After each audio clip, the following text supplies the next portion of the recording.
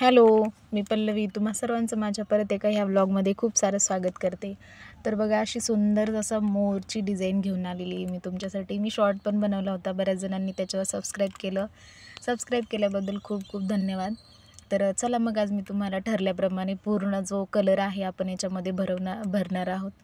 तर बघा मोर तर मी तयार करून घेतलाच होता. शॉर्टमध्ये तुम्हाला दाखवलं होतं पूर्ण मी कसं त्याच्यावर मार्करनी हे करून घेतलं.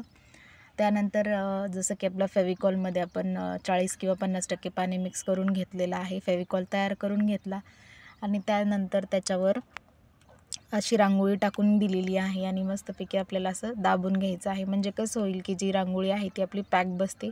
दाबायला अजिबात विसरायचं नाही. चांगल्या प्रकारे त्याला प्रेस करून घ्यायचं आहे. वरून तुम्ही एखादं अशी जी शीट असेल तीही वापरू शकता किंवा मग जे आपले पेपर वगैरे असतात तेही तुम्ही वापरू शकता. काही वापरून तुम्हाला प्रेस मात्र करायचं आहे आणि जी उर्वरित रांगोळी आहे ती तुम्हाला झटकून घ्यायची आहे. आणि बघा जी रांगोळी ज्या पद्धतीनं लावलेली आहे, जिकडून लावलेली आहे तिकडूनच झटकायची आहे. अपोजिट साईडनं झटकाल. समजा आता हा निळा कलर आहे तर तुम्हाला ते जे मोराचे पाय आहेत तिकडूनच झटकून घ्यायचे आहे. जर तुम्ही इकडून जर झटकून घेतलं तर ती जी ऑरेंज आणि येलो कलर आहे त्यामध्ये मिक्स होऊ शकतो. त्यामुळे हे जी लक्षात हे म्हणजे ही छोटीशी बारीकशी टीप आहे ती तुम्हाला लक्षात घ्यायची आहे. अपोजिट साईडनं म्हणजे झटकायला जाल तर तो कलर त्यामध्ये मिक्स होऊन जातो. म्हणजे जसं की आता हे तर आपलं पहिलं जे असतं म्हणजे पहिल्यांदा जे आपण कलर भरतो ते आपलं पूर्ण प्रकारे झालेलं आहे. बघा म्हणजे पहिल्यांदा आपण जसं भरून घ्यायला पाहिजे ते सगळं झालेलं आहे. हा आता पहिला हात आपला कंप्लीट झालेला आहे. आपल्याला 15-20 मिनटं आता ही रांगोळी अशीच ठेवून द्यायची आहे पूर्ण वाळेपर्यंत.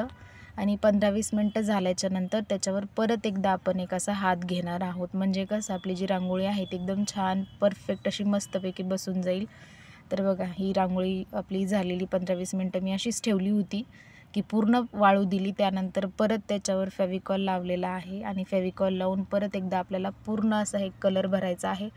आणि दुसरा हात घेताना जेवढा आपण एकदाच कलर सगळा टाकून घ्यायचा आहे. थोडं थोडं करायचं नाही. मी पहिल्यांदा तुम्ही पाहिलं असेल की मी थोडं फेविकॉल लावून रांगोळ्या भरल्या होत्या. पण दुसऱ्यांदा काय करायचं आहे तुम्हाला एकदा जेवढं काही कलर भरायचे आहे तेवढं सगळं फेविकॉल लावून म्हणजे कसं एकसारखं असं येतं.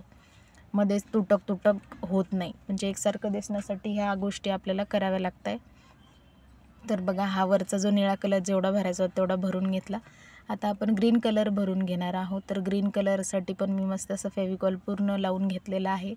हे वाटतंय तितकं असं स्पीडनी करते पण ते मी स्पीड केलेलं आहे. त्यामध्ये आपल्याला हळूहळूच करावं लागतं एकदम आकार वगैरे व्यवस्थित करून. तर स्पीड जर आपण असंच करायला घेतलं ना तर व्हिडिओ खूप मोठा झाला असता. त्यामुळे मी स्पीड देऊन त्याला करून घेतलेला आहे. अशा प्रकारे बघा मी पूर्ण लावून घेतलेलं आहे. थोडं थोडं कलर भरू नका. म्हणजे हे छोट्या छोट्या टिप्स असतात ज्या तुम्हाला लक्षात ठेवाव्या लागतात. विसरून चालत नाही. मग कशी रांगोळी तुमची अशी एकदम एकसारखी दिसायला लागते. व्यवस्थित भरून घ्या आणि कधीही जेव्हा जेव्हा तुम्ही रांगोळ्या यूज करताय रांगोळ्यांचे कलर तर होईल तर शक्य तर तुम्ही काय करा ते कलर जे आहेत ते गाळून घ्या. म्हणजे कसं थोडंसं जाड बारीक तर राहत नाही आणि जी आपली रांगोळी जी आपण जी झटकून घेतो ती एवढी पडत नाही. म्हणजे असं एकदम छान प्रकारे अशी मऊशार आपली एकसारखी रांगोळी दिसते. आता मी हे कलर जे आहेत हे तो मी गाळून घेतलेले नाही आहे कारण मी घेतानाच असे बारीक बघून घेतले होते. जर एखाद्या वेळेस मिळत नाहीत आपल्याला पाहिजे ते कलर मग आपल्याला ॲडजस्ट करावं लागतं. तर मग हे अशा प्रकारे तुम्ही करू शकता, गाळून घेऊ शकता. तर हे जे म्हणजे जांभळे मी ठिपके दिले ना मी तेव्हा ते मोबाईल रेकॉर्ड करायलाच विसरून गेले म्हणजे रेकॉर्डिंग ऑन करायलाच विसरले. तर मग मी अशा प्रकारे एक ॲडिशनल म्हणून त्याच्यावर हे काच जे आहे ते चिटकवले होते. तुम्ही जर तुमच्याकडे काच नसतील तर तुम्ही एक ग्रीन कलर आणि एक येलोचा डॉट देऊ शकता. छान प्रकारे असं दिसतं. त्यानंतर बघा ॲक्रेलिक कलरनी माझ्याकडे असे ब्ल्यू म्हणजे बरेचसे आहेत कलर तर मग मी ते वापरले. जर तुमच्याकडे बेसिक व्हाईट आणि ब्लॅक असेल तर तुम्ही ब्लॅक कलरने याला पूर्ण आउटलाईन करून घेऊ शकता. माझ्याकडं होतं म्हणून मग मी ब्ल्यू कलरनेच त्याला आउटलाईन करून घेतलेलं आहे. त्यानंतर आता बघा हा मी ब्लॅक कलर वापरते. पायालासुद्धा आपल्याला आउटलाईन करायचं आहे. त्याच्यानंतर पायासाठी हा ब्लॅक कलर वापरलेला आणि बाकी जे पिसारा आहे पिसाऱ्यासुद्धा मी ब्लॅक कलरनीच आउटलाईन करून घेणार आहे. अशा प्रकारे असं सुंदर आपला बऱ्यापैकी मोर तयार झालेला आहे. तुम्हाला याच्यामध्ये अजून काही डिझाईन्स ॲड करायच्या असतील त्या देखील तुम्ही करू शकता. बघा अशा मस्त असा सुंदर दिसतोय की नाही मोर. अजून याच्यामध्ये जर शेडिंग तुम्हाला अजून काहीतरी नवीन याच्यामध्ये ॲड करायचं असेल तर तुम्ही सुद्धा करू शकता. आणि हो केल्याच्यानंतर जर तुमचं यूट्यूब चॅनल वगैरे आहे तर मलासुद्धा सांगा, मी सुद्धा बघेल तुमच्या ज्या डिझाईन्स आहेत त्या कशा तुम्ही तयार केलेल्या आहेत, मलाही आवडेल ते बघायला. तर अशा प्रकारे बघा, हे थोडंसं नाजूक काम असतं आणि याच्यासाठी तुम्हाला वेगळा ब्रश वापरावा लागेल. म्हणजे पॉइंटरवाला ब्रश मिळतो बघा मार्केटमध्ये, तो पॉइंटरवाला म्हणजे बारीकशी अशी पॉइंट असतो, तो ब्रश तुम्ही त्याच्यासाठी वापरू शकता. अशा प्रकारे मस्तपैकी मी आउटलाईन करून घेतलेली आहे. जे कलर तुम्हाला असतील त्या कलरनुसार तुम्ही आउटलाईन करून घेऊ शकता. आता जर ग्रीन असला तर तुम्ही पिसाऱ्यासाठी ग्रीन किंवा त्याच्यामध्ये शेडिंग म्हणून वेगवेगळे कलर वापरू शकता.